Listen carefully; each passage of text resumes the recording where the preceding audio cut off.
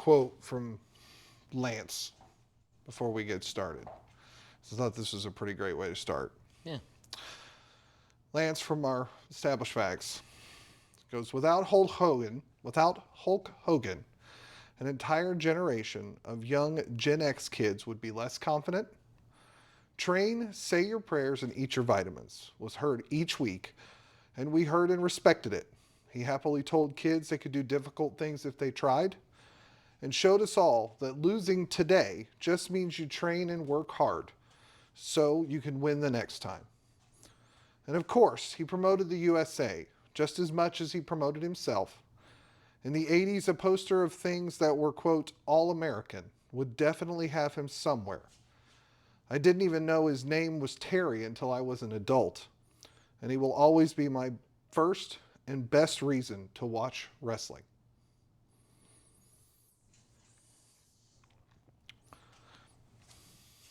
Well, what's up, everybody? Welcome to episode 39 of the Stable Podcast.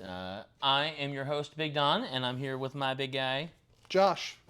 This is a little different format than what we're used to. Obviously, if you are a fan of the Squared Circle and wrestling in general, you are probably aware of the passing of Hulk Hogan. And we wanted to just highlight a few things about what he meant for us.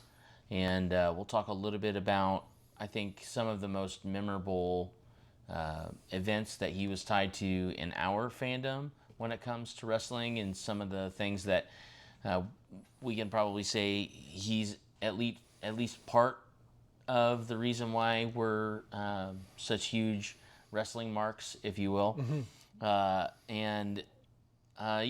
I think his life and his career and his legacy notwithstanding, obviously Hulk Hogan was a controversial character for things inside of the ring, for things outside of the ring.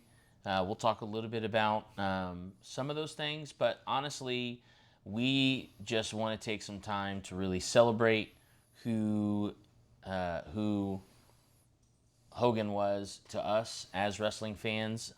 And I know that we have, Joshy and I have a different approach when it comes to our fandoms for Hulk Hogan, but I think we both can meet on equal ground when it comes to our appreciation for the things that he did. So, Joshy, I want to start with you, and if you're okay with that. That's fine. Okay. That's fine. And you don't have to make it long, but I wrote down a few things that I can remember were sort of the steps into becoming a fan of Hulk Hogan. But I think you gained that fandom much earlier on than I did. And so I guess my first question for you is, talk us through maybe like one of your earliest or more prolific memories of him, and kind of what really set that stage for you being such a Hulkamaniac. So there's two things that stand out. One I don't have the full details on, but one of them I very clearly remember quite a bit about it. So the one with a little fuzzier on the details, I remember my dad coming home from, like, he was a vending machine repairman for years, and he also worked wrecker service at the Motor Speedway, and he knew people, played music, whatever, he knew people. And one day he came home and he had pictures that were taken from when Hulk Hogan, Ultimate Warrior, Jimmy Hart, and a whole bunch of others were wrestling at Market Square Arena. This was before we could afford at the time to go, but he brought these photos that somebody he knew from security, somebody whatever, brought home. And they were just like, they took the pictures, and it wasn't with anybody. It was just of Hogan and Jimmy Hart. Just like some Hogan. promotional shots. But they were taken on like the disposable type cameras. So they were very like as if my dad had taken the photos himself type thing. Okay. And he didn't. He never admitted to doing that. Yeah. But it did feel like that. And he kept those around for the longest time.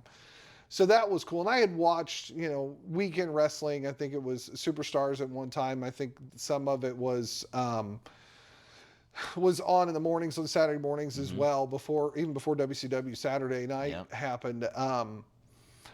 And we would rent from Red Giraffe and from Blockbuster Video WrestleMania 1, 2, and 3. I think I wore those out. I don't remember watching a lot of 4 and 5 from Trump's facility, whatever that was. But the one that stands out more than anything, which was one of the things when you find out a family member is cool when it doesn't make any sense they're cool. And that was WrestleMania 6, Toronto Skydome. I think they clocked that one as in the 40 to 50,000 people range. Yeah. They set up the Hulk Hogan and Ultimate Warrior title for title match. And my sister was a diehard Ultimate Warrior fan, and I was a Hulk Hogan fan. But again, lower middle class, pay-per-view. We had cable sometimes we didn't. But my grandmother had one of the satellite dishes that was the size of a car. Uh-huh. Yeah. But Yeah. she and my grandfather, who worked for General Motors at the time, thought, you know what? Everybody come over and we'll watch this, because she wanted to see Hulk Hogan and Oh, that's Ultimate awesome. Warrior. So I was blown away by that, because my grandmother ultimately passed away at 56, which meant my grandmother at the time might have been in her early 40s, Oh, okay. which I turned 40 on Tuesday. Yeah, yeah. So to think that, like, really getting in and going, man, that's my guy, was WrestleMania 6. And seeing all the other stuff, that WrestleMania probably stands out more to me. And I did ultimately get to see him at an event at Market Square Arena and see him live. And that was amazing. But and I did meet him, as a matter of fact. I've got this Winged Eagle that, thank you, AJ's Belts out of Valparaiso. Re-leathered it for me. It's the WWE version of the Winged Eagle, but I met him during WrestleMania 33 weekend in Orlando when I went with Mike. I posted pictures on my social media or whatever and autographs on here, and it's going nowhere. He's a great guy, but WrestleMania 6 is what really got me in. That was kind of your first. Yeah. Okay. All right. Well, it's funny. So I was introduced to Hogan in a very different way, because my family, we were all massive movie buffs. Okay. Okay. And my first exposure to Hulk Hogan was Rocky 3. Yep. And I just remember seeing, again, big movie buff family. We had seen the first two, and I was like, okay, cool, like Rocky 3, this would be fun. And it's like, you see Sylvester Stallone, which, I'm a child watching this movie, so I don't understand how tall Sylvester Stallone actually is in real life. But then he's standing in a ring with a man who is just like, it seems like twice his size, and just the biggest man I had ever seen on TV. And it was wild to then learn, like, oh no, that's Hulk Hogan. Yeah. And when I was in elementary school, I was friends with a kid named Matt, and Matt was probably my first real introduction to professional wrestling, because I wasn't really watching a lot of like the Saturday morning stuff yet. My parents weren't really wrestling fans. My parents weren't huge, like, in general, weren't like a huge sports family. Like, I got into watching football on my own. I got into watching wrestling pretty much on my own. Like, a lot of that stuff, even though I played football because my parents signed me up, and I played baseball because my parents signed me up, like, we didn't watch a ton of sports at home. So then when I was over at my buddy Matt's, we're hanging out in his bedroom. He's got the old school NES. We're playing like the Friday the 13th video game, and he's got all these like pillows that look like dudes dressed up in their wrestling gear. And he's like, I was like, what the heck are these? And he's like, oh, those are my wrestle buddies, And I was like, okay, that's kind of cool. Like, that's all right, whatever. I'm in like third grade or something like that. So it's like, right on. Yeah. That's neat. And then we sat down and started watching some of the VHSs that he had. And now their whole family were massive wrestling fans, so they owned these VHSs. So they had like the cool Technicolor covers, slip Coliseum covers, video, oh man. my gosh, it was so funny. And I remember not being able to fall. We had like a sleepover at his house, and it was like literally it was like me, him, one other friend of ours, and like his little brother, and we were all just hanging out watching like horror movies at way too young of an age. Of course, But absolutely. you know, but like I could not sleep, and not because I was scared or anything like Are you that. sure? No, I'm not. But Okay. who knows? I don't know. Maybe that's some sort of deep-seated trauma that I haven't dealt with in my life. But I remember just not being able to get to sleep. Like I was like I'm an extrovert, as you can probably tell if you've ever gotten a chance to meet me. And so it could have just been like my social battery was just like super full, and so it was just tough for me to fall asleep. I remember literally watching like 2 or 3 of the videos. Everyone else in the house is out for the count. It's like 4 in the morning, and I'm just watching these videos, and I was like, "Oh, this is really really fun. This is really really cool."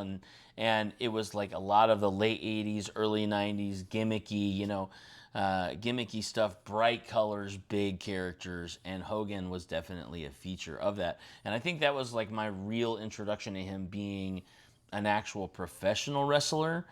But then the '90s was my real introduction to the production that was Hogan, and it was specifically his WCW run when he became Hollywood Hogan. And that was honestly, Hollywood Hogan was my first like full-time true diehard introduction to Hogan. And I got like I understood that it was like Hollywood was like a juxtaposition of who he was for the first portion of his career, and now he's like this big surprise bad guy. And man, you talk about a baddie. Yeah. Like he was the baddie. I remember getting so mad watching some of my favorite wrestlers just get the crap beat out of them by Hogan and the Outsiders. That's right. Constantly. Nash doing the like javelin throw of Rey Mysterio into that semi is still one of my. Oh yeah. And he's obviously Rey's fine. Yeah, yeah. I subconsciously knew that, but didn't realize that when I put the picture up in the Oh, back. yeah. I love the fact that you're on the Hollywood side. Oh, 'Cause yeah.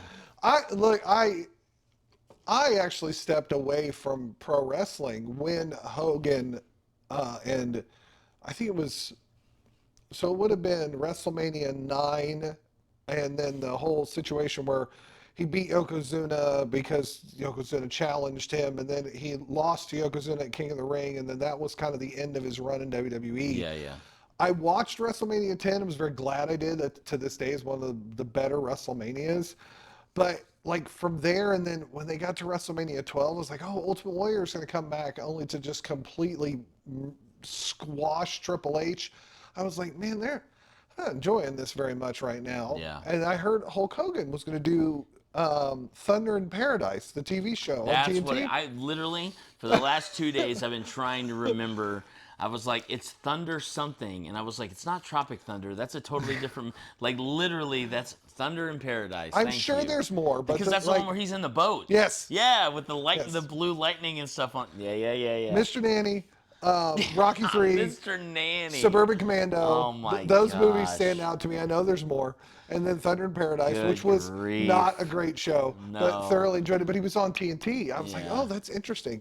Isn't there wrestling on TBS, TNT as well? And that's when I kind of started to look Yeah. into what was going on with WCW. And then that big announcement at Disney MGM when they were like, Hulk Hogan's not going to be a part of WWF. That's strange. But they wrote him in on that Corvette and made this big deal. I was like, I became a full-blown WCW fan, and it was Hogan. I know that.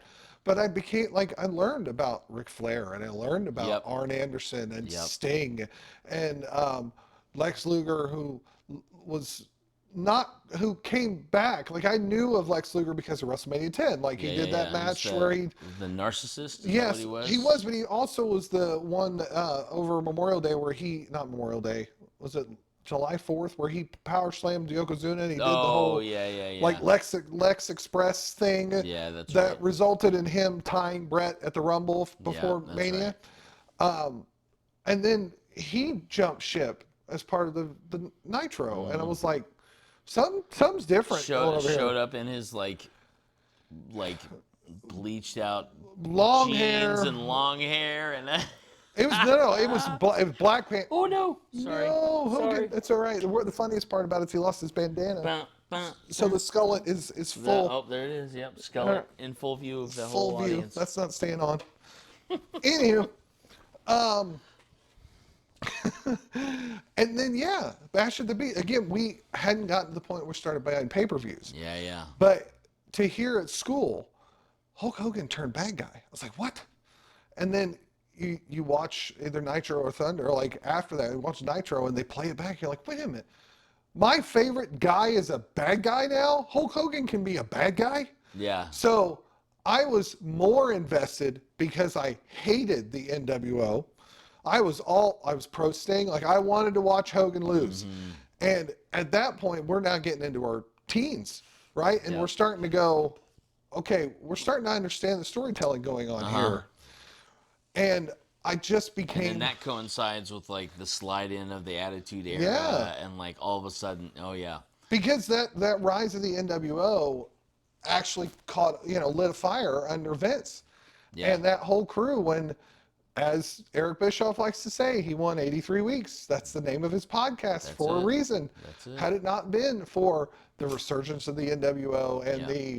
the insurgence, I guess, of the NWO and the change of Sting and the realization that, man, we got to compete to see the Attitude Yeah. Era and the Stone Colds and the DX, like the catalyst for that as a professional wrestling fan, people have to understand was Hulk Hogan.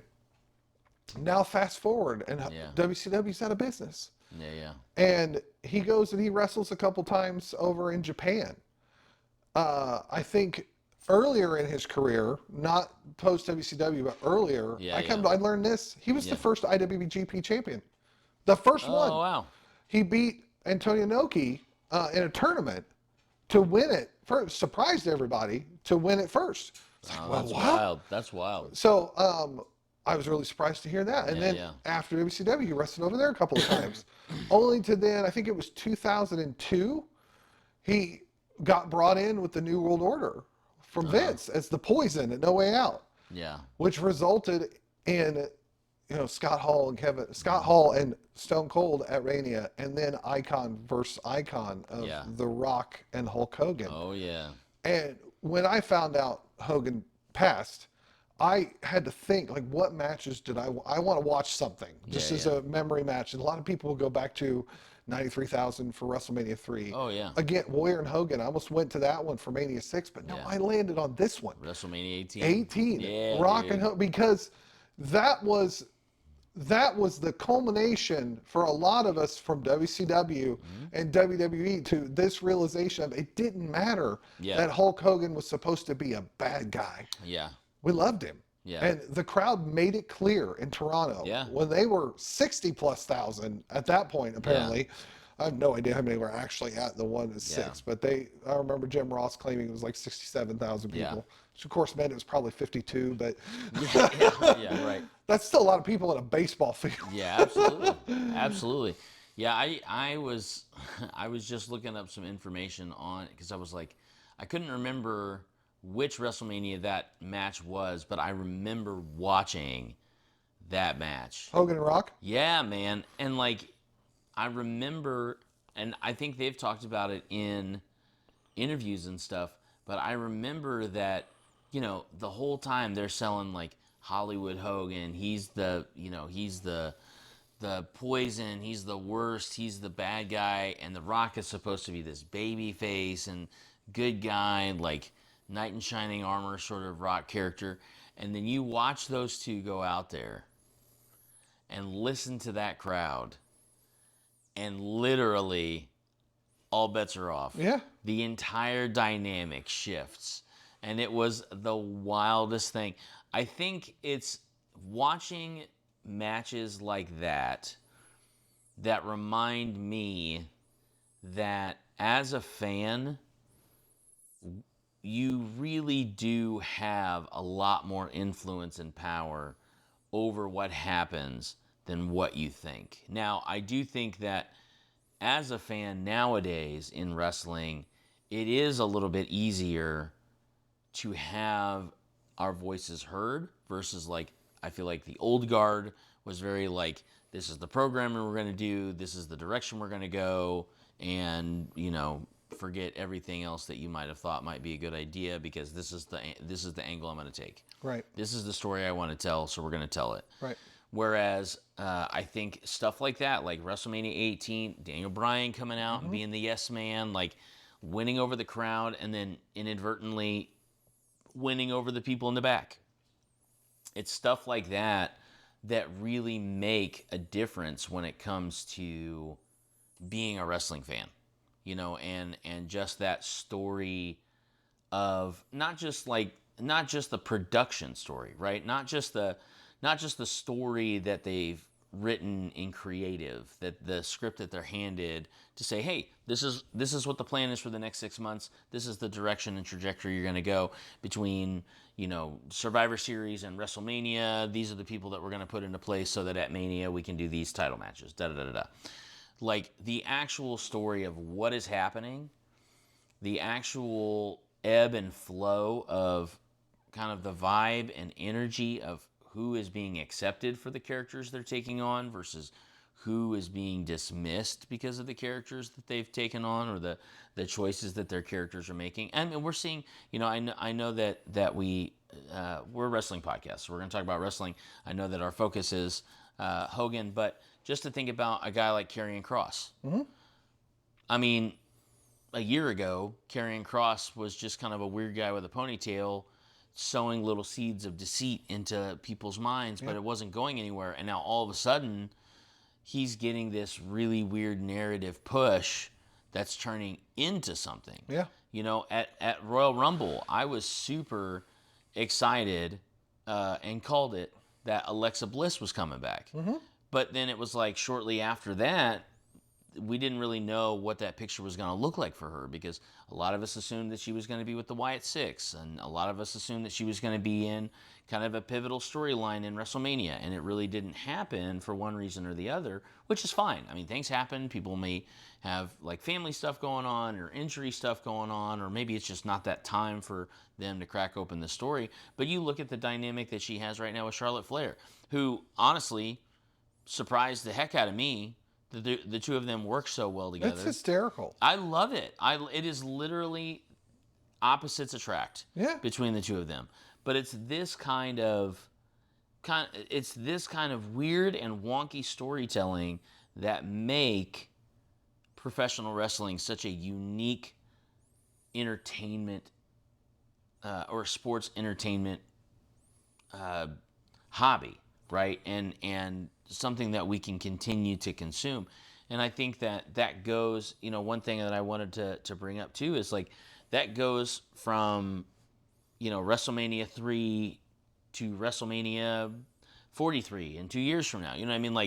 Like that is across all generations. And Hogan, one thing I wanted to bring up too is, for better or for worse, Hogan is a multi-generational superstar. Yeah. When you look at the scope of people who are in the professional wrestling, Mount Rushmore, if you will, there are very few people, I think, that will translate into multi-generational. There are some that are incredible generational talents, but when you're talking about somebody whose career, whether he was active in the ring or just influencing what was happening in the ring, the man's career lasted from the late 70s into, he was just at a PLE. No, he was at the Netflix premiere for Raw. That's right. But still, like within the last, was that in January? January, yeah. That was in January. So within the last 7 months, he is still active, right, in influencing the culture. For better or for worse, it doesn't really matter. I think that's what's so incredible is when you see guys. He's that way. Guys like Ric Flair are that way. The Undertaker is going to be that way. Shawn Michaels is that. You know what I mean? Like these are obviously these are Sting. You know, like these are people that are, you know, you want to talk about just icons of the industry. Uh, he has to be in the conversation. Yeah. He has to be in the conversation.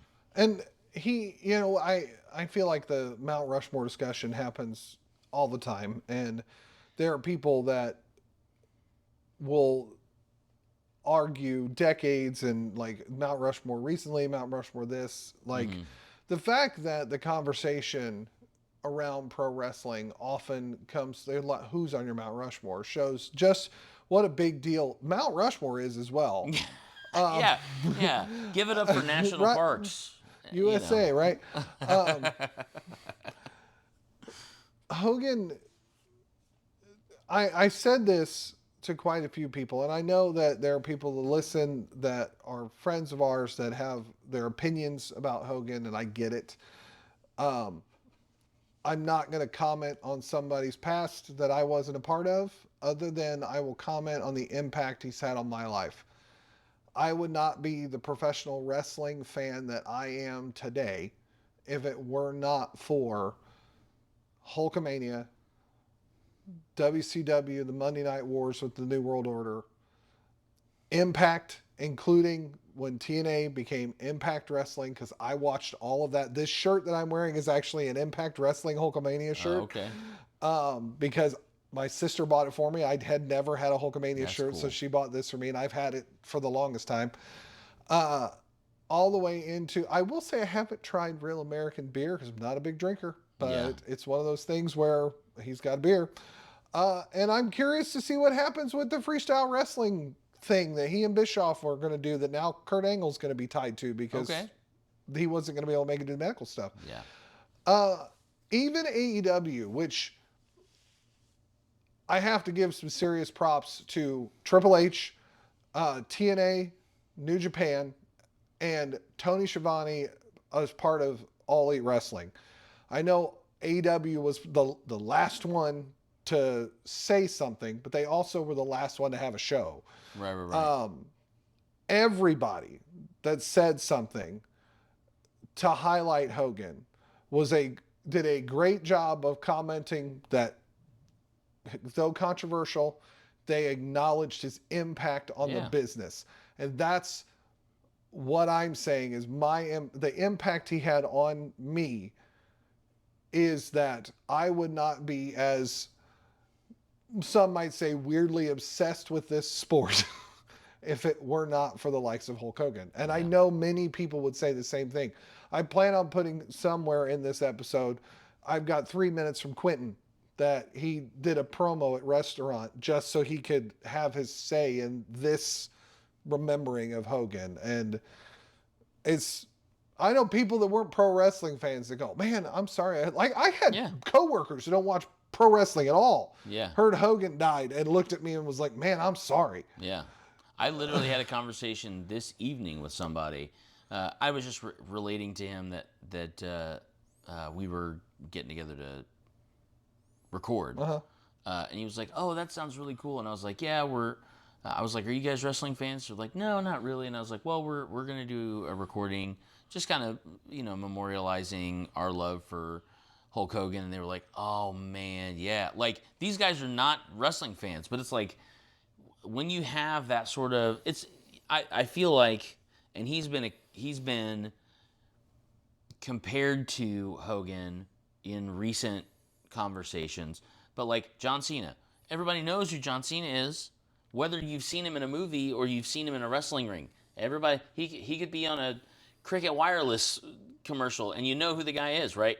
He is one of those guys that I think, when his time has come, he is somebody that I feel like is going to translate into that multi-generational talent just because of what he has done. But yeah, like I think Dave Meltzer said it. He said, when it comes to these, like the movie stars, he said Hulk Hogan walked so that Dwayne Johnson, John Cena, Dave Batista could run yeah, as movie stars. And that, I will say, I don't want to take away from Jesse the Body Ventura and was it Predator that he was a part of? yep, Yeah, okay.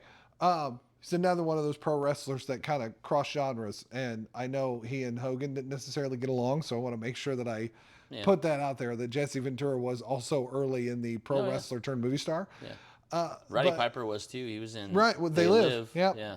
So Which is a John Carpenter movie. I Did not didn't know know that either. Did not know that. Yeah. Sorry.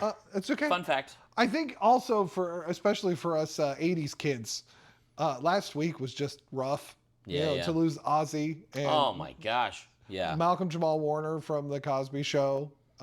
Again, not commenting on Cosby, commenting on Theo. Oh yeah. 100%. And then to lose Hulk Hogan, and I know that there was also like a jazz artist. My father-in-law pointed out last week was rough. Yeah, and I think we were talking about it. I think yesterday that one of the developers, or like the head developer of the Oblivion game series, Which they just remastered, right? yeah, something like that. I think passed away at 51. I didn't see the circumstances of all of that, but yeah, it's a rough week. It's a rough week, but yeah, we get through it. We move on. Yeah. We move forward, I should say. Moving on, move forward. Yeah. I think when when we're talking about multi-generational, and I actually, funny enough, we don't, obviously the stable is the stable and the established facts are irreligious, apolitical podcasting, but Josh and I are active in our church community. We go to two different churches, but we're active in both of them independently. And I actually, I say that because I brought up the WrestleMania 3 main event with Andre the Giant and Hulk Hogan for like a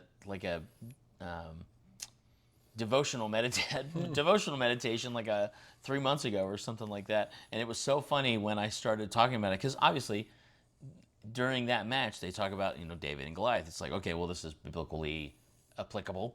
I'll plug it in.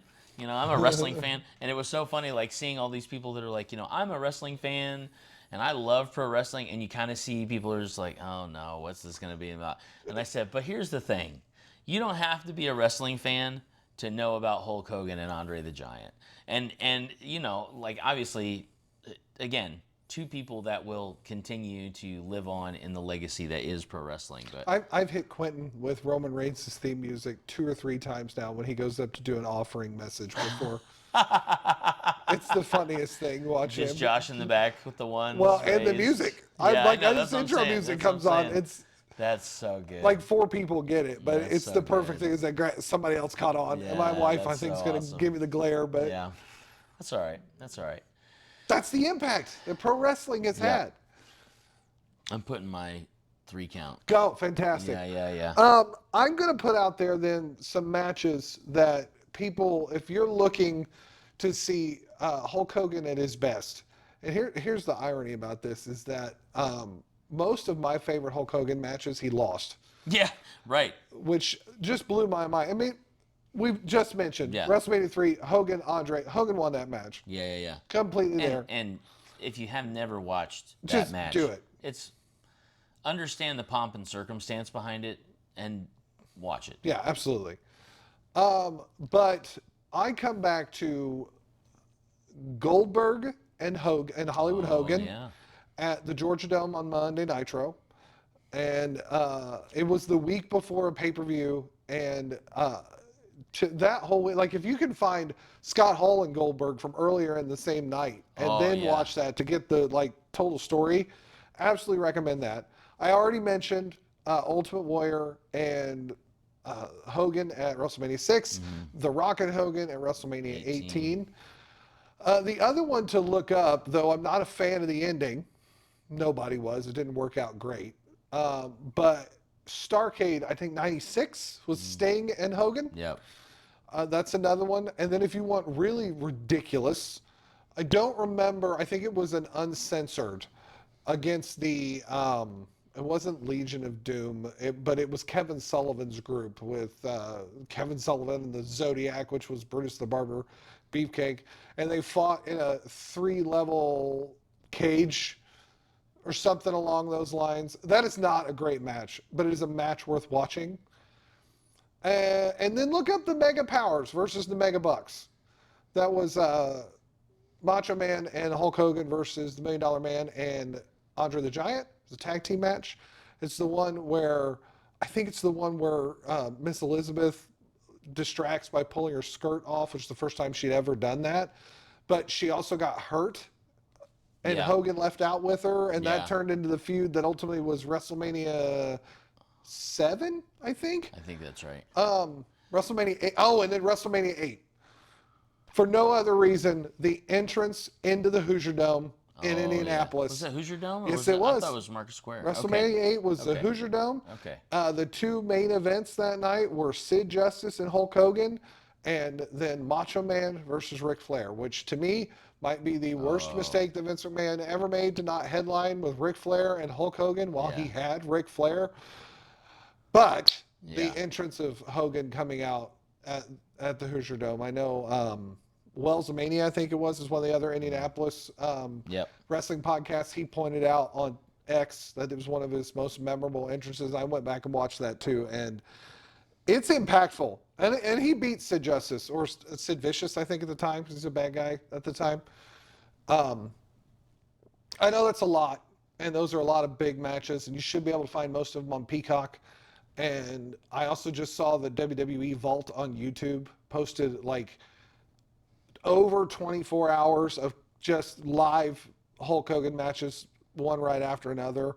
So they'll either leave that up or they'll go and break them out into a bunch of matches to keep them on the Vault. I highly recommend that if you don't have Peacock or the network. Go check out WWE Vault's channel. That's not a sponsor, just a great way to get legal ways to watch old WWE content. He was the man.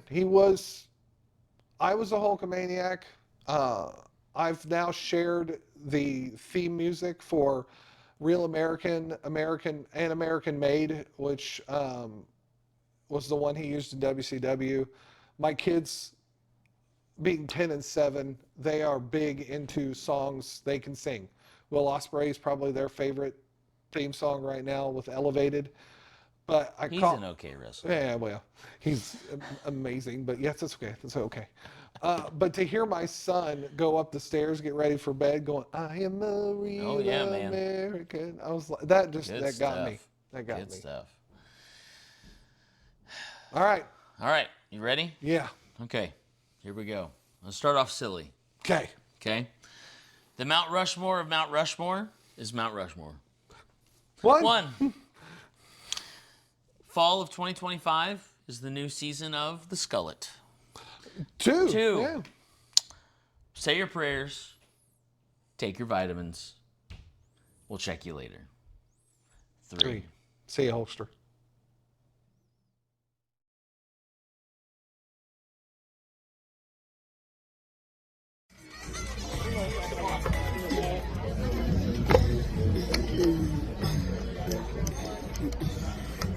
NWO for life.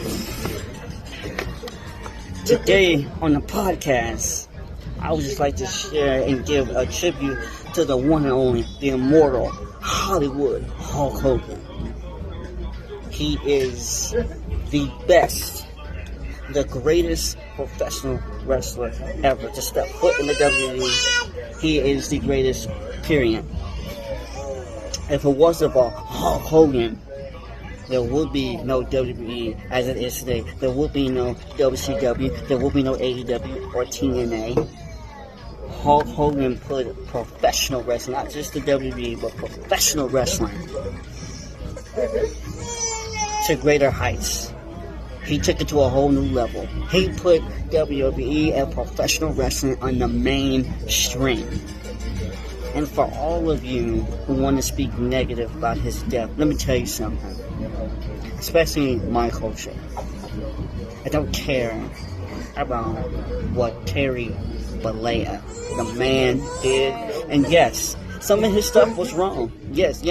What he did was definitely wrong. But guess what? There is this thing called forgiveness. But let's make no mistake, I will not let anybody or any of you disrespect what Hulk Hogan did for professional wrestling. You wanna air out his negative. You wanna air out his past. Fine, go ahead and do that. But you would never take away what he has built. You would never take away the legacy that he has. Hulk Hogan was my guy and still is forever. Hulkamania will run wild forever, regardless of anybody said. Let me tell you something. Ask yourself this. Ask yourself this. Would there be an Undertaker streak at WrestleMania without Hogan? No. Would there be Daniel Bryan getting a moment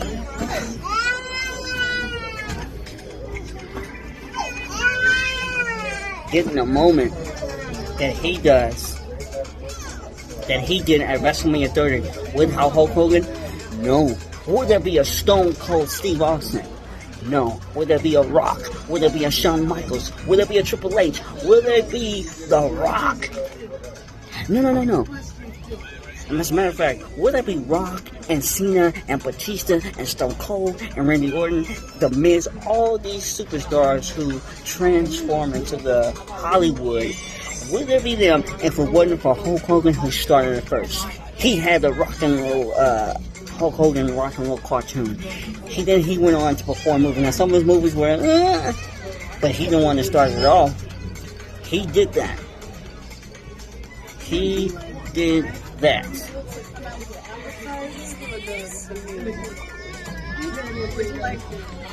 So I would like to say, thank you, Hulk Hogan. Always forever be the world's greatest champion.